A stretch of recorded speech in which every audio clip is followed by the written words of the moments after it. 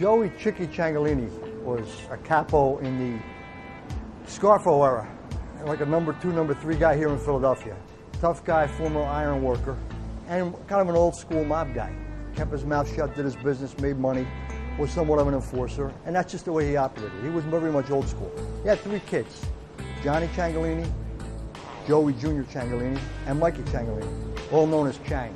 Joey Chang, Johnny Chang, Mikey Chang. We're commemorating the 16th anniversary of the assassination of Mike Ciancaglini, Mikey Chang, one of the most notorious mob hits in Philadelphia underworld history. Johnny Ciancaglini just came out of jail. He did about 7 years for a racketeering conviction in 2001. Joey Ciancaglini is out and about. And in this particular time in 1993, there's a war going on between mob boss John Stanfa and another faction of the mob headed by Joey Merlino and Mike Ciancaglini. John Stanfa is the mob boss, and his underboss is Joe Ciancaglini. Joey Merlino heads the other faction, and his number 1 lieutenant is Mike Ciancaglini. So you got a brother on each side of this in this mob war. In 1992, there's an attempt on Mikey Chang's life. He's out playing basketball, spots a couple guys following him. He runs home, just gets in his door before the door is strafed with shotgun fire. A year later, in March of 1993, there's a notorious hit on Joe Ciancaglini, Stanfa's underboss. This occurs at the Warfield Luncheon Express, a deli that Ciancaglini owned. He opens at 6:30 in the morning. 4 gunmen run in and gun Joey Ciancaglini down.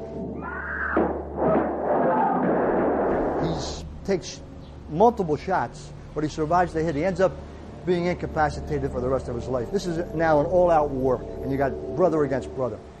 In August, 2 hitmen from the Stanford organization spot Joey Merlino and Mikey Chang coming out of their clubhouse at 6th and Catherine. They're driving a white Ford Taurus, drive around the corner, they wait. When Joey and Michael come back, they drive by and gun him down.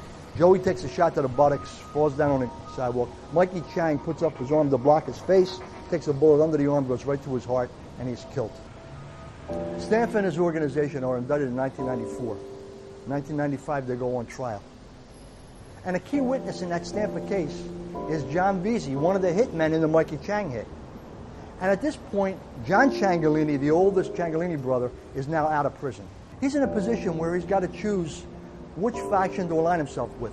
Does he align himself with the faction that killed his brother Mikey, and which his brother Joey belongs to, or does he align himself with the faction that crippled his brother Joey, but that was aligned with his brother Mikey?